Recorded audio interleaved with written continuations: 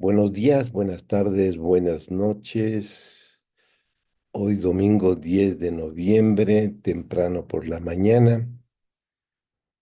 Pues estamos reflexionando en algunos eventos pasados de la semana que estuvimos en un magnífico evento de IBM y donde en la entrada, como siempre, había folletos.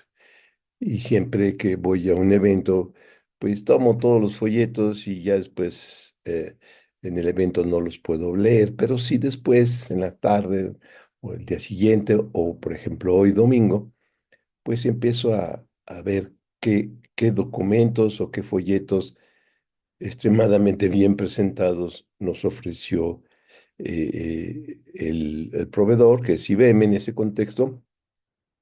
Y hay uno que me gustó mucho, que se llama Siete Desafíos. Bienvenido a los Siete Desafíos. Ahí en ese evento, IBM nos platicó pues todas sus maravillas de inteligencia artificial, con muchos ejemplos, demostraciones, pequeñitas todas las demostraciones, puras muñequitas de trapo, pero obviamente IBM tiene la posibilidad de volverlas Barbie, es decir, lo que vimos para un archivo, dos, tres, muy bonito todo, por ejemplo, un ejemplo de cómo podemos leer una ley, en ese caso fue la Ley Federal del Trabajo, y meter la ley en un chat tipo preguntas y respuestas, y después preguntarle cualquier cosa sobre la ley, cuáles son las vacaciones que tiene uno derecho, cuánto, etcétera, todo lo que está en la ley.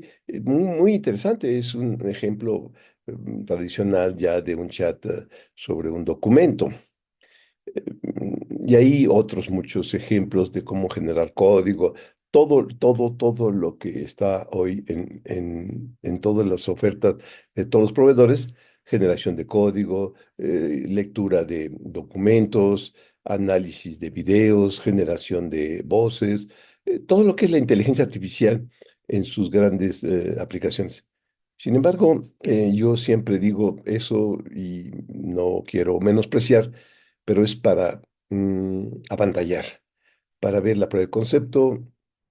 Yo, por la experiencia que tengo, ya no me impresionan las modas. He vivido todas las modas en pues, casi 50 años de experiencia en el mundo de la computación, pues he vivido todas las modas.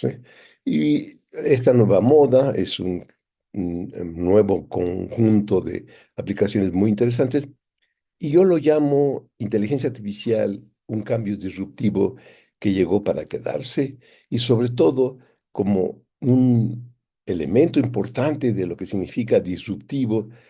Disruptivo significa que cambia la forma de interactuar de los seres que están alrededor de ese fenómeno de manera importante y definitiva.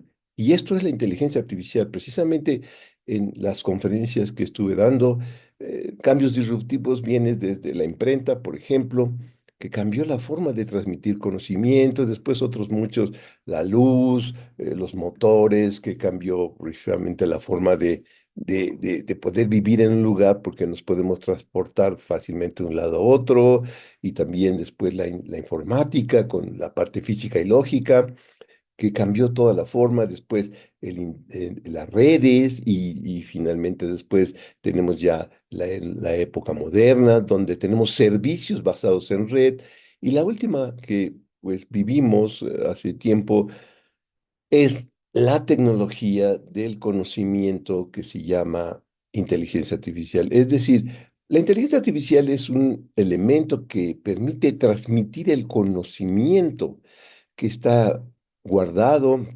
generado y que se acumula en formatos fácilmente exportables y utilizables, que hoy todo el mundo los llama y les dice LLM. ¿Y qué es un LLM? Pues es una bóveda de Alejandría, donde pues la imagen que yo hago es eh, todo el conocimiento del universo se mete en esas bóvedas, y con esas bóvedas se puede después preguntarle al señor de la entrada de la bóveda, al oráculo, pues que me diga algo sobre algo que yo quiera preguntar. Y eso es lo que es hoy en día la inteligencia artificial generativa y sus grandes adelantos. Todo eso está muy bonito, precioso, pero cuando ya queremos escalar a una persona, a dos, a tres, a cientos o a miles de millones, ahí tenemos que cambiar los métodos, la forma.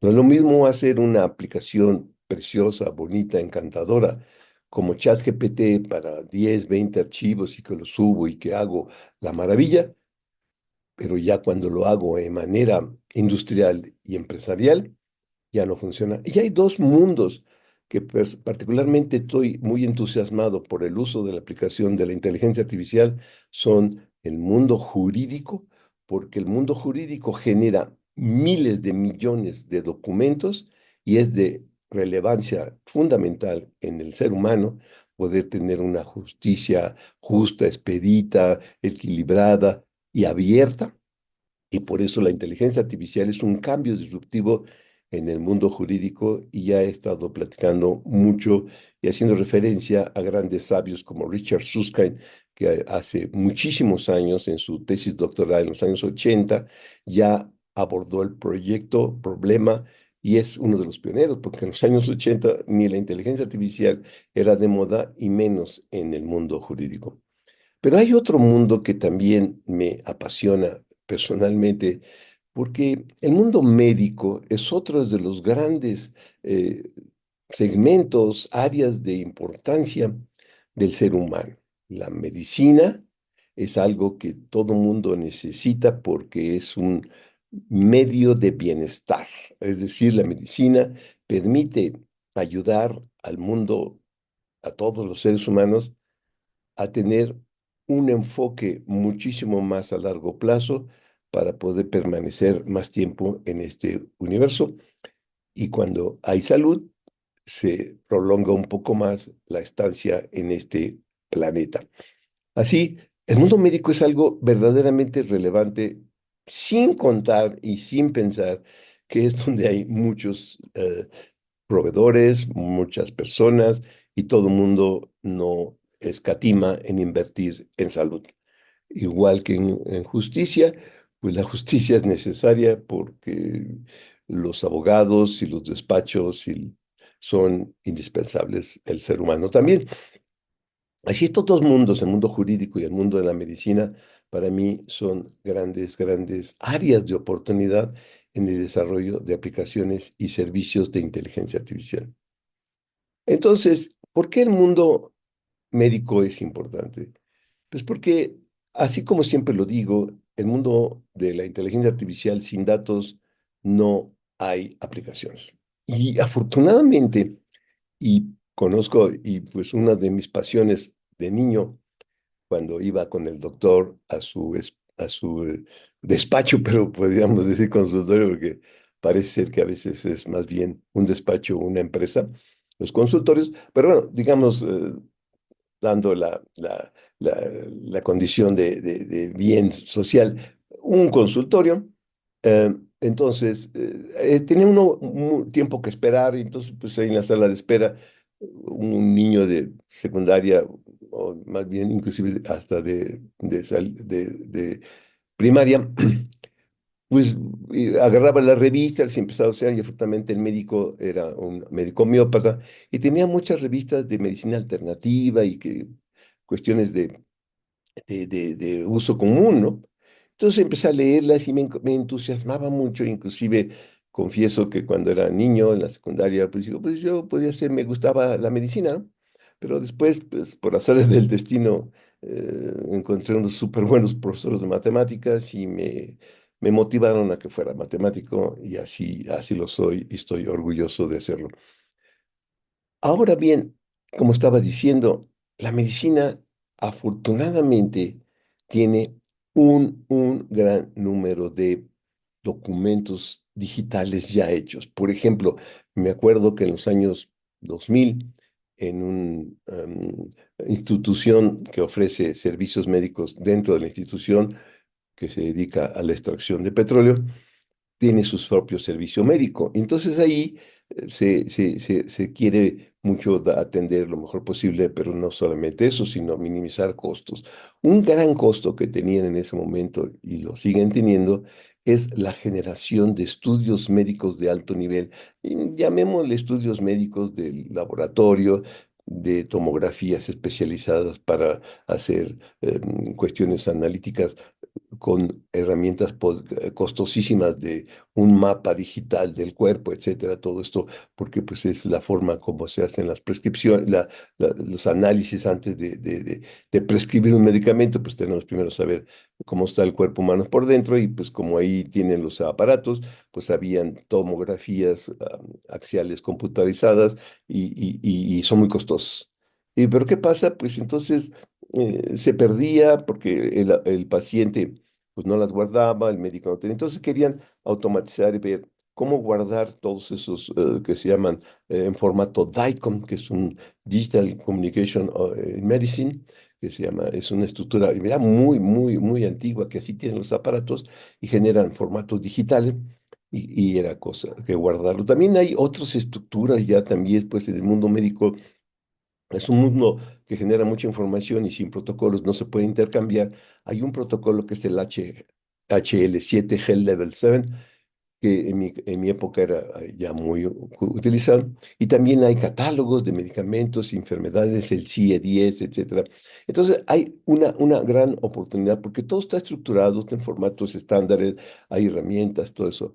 Entonces todo eso, ¿qué nos puede permitir? Pues hacer un expediente electrónico único de manera más o menos digamos, posible, digamos, no fácil, sino posible, porque tenemos los protocolos y con eso podemos hacer un expediente clínico electrónico universal que permita minimizar costos en una institución a nivel nacional, como es lo que quieren ahora los grandes proveedores de información médica, poder intercambiar información médica porque cada vez que viene un paciente empezar de cero su historial, pues es muy costoso. Y si lo tenemos en formatos estándares, intercambiables, como puede ser un expediente electrónico único, es una gran ventaja. Pero ahí no para la cosa. Eso es simplemente estructurar la información, guardarla en bases de datos. En general, esto se hace en formato XML, etcétera, y se puede hacer sin problema, buscar, pues, pero ahí no viene mi importancia en inteligencia artificial. La importancia del mundo médico en la inteligencia artificial es que tenemos toda la materia prima para meter todos esos datos en bóvedas de conocimiento, pero vectorizadas, y meter todo lo que tiene el mundo médico, pero en formato vectorial, para generar una biblioteca de Alejandría de los expedientes médicos de los pacientes de un área, de un estado, del tipo de medicina, para hacer un LLM, pero no genérico, un LLM con todo el expediente médico. ¿Y qué es precisamente un LLM? Es una estructura que con herramientas vectorizadas, de vectorización, genera estructuras para ser buscada de manera eficiente, para ser buscada con herramientas de búsqueda semántica o búsqueda tradicional que se llaman sistemas híbridos, búsqueda híbrida que tenemos los dos elementos, y con esos elementos, y después con todo, por ejemplo, el Vademecum, que si yo me acuerdo, pues, es un libros impresionantes de todos los medicamentos, de todo. O sea, el mundo médico tiene, inclusive en los visitadores médicos, le transmiten el conocimiento a los médicos de las nuevas fórmulas médicas de compuestos químicos y medicamentos y cómo se recetan cada cuándo. Entonces, todo ese conocimiento que está escrito y en formato digital o inclusive audio, pues estaría dentro de esas bóvedas LLM del mundo médico. Y así, pues se realizaría un servicio médico con grandes, grandes servicios para, para bien de la humanidad. Y es uno de los grandes elementos. Y para terminar, voy a hacer una frase que aquí está y me gusta mucho lo que leí y descubrí. John F. Kennedy en ese momento es un presidente interesante y lamentablemente no pudo continuar. Eh, en ese momento él había la Guerra Fría, estábamos en la época de, por ejemplo, el problema de Cuba, de Estados Unidos, Rusia, casi al punto de la Guerra Fría. Entonces, él en ese momento, pues describe y escucha a muchas personas que le dijeron, necesitas invertir en tecnología. Y una de las cosas que hizo fue, pues vamos a ir a la luna. Y eso le dicen el discurso de la luna. Y eso fue en septiembre del 62. Y dijimos que necesitamos en una década tener una década de esperanza y, y, y tener el conocimiento, ¿sí? Pero también la ignorancia. O sea, el equilibrio entre la esperanza y el miedo, el conocimiento y el oscurantismo. Y por eso hoy estamos igual. Estamos igual en los años 2024 con un temor igual de una guerra fría, pero ya no tan fría porque va a ser muy, muy acalorada con una bomba atómica que todo el mundo ya tiene, el país más pequeño y bélico, llamémosle, ya saben cómo se llama, tiene muchas bombas atómicas y puede usarlas y con ese poder de amenaza que tiene, está haciendo mil cosas fuera de lo que es un comportamiento humanitario y ético. Por eso es tan importante hoy, en este momento que tenemos ese mismo dilema entre esperanza y miedo, conocimiento y ignorancia, apostar por la ciencia, apostar por la tecnología, como en ese caso apostó Kennedy, dio muchísimo dinero, no solamente a la guerra, porque lo hizo, sino también a la esperanza, no solamente a la ignorancia y al mundo bélico que lo hizo, como hoy lo están haciendo, pero ahora necesitamos tener ese proyecto de ir a ya no la Luna, a Marte o al más allá de Marte, pero meter mucha infraestructura tecnológica y conocimiento para poder salir de este momento, un parteaguas entre el oscurantismo, el conocimiento, la esperanza y el miedo.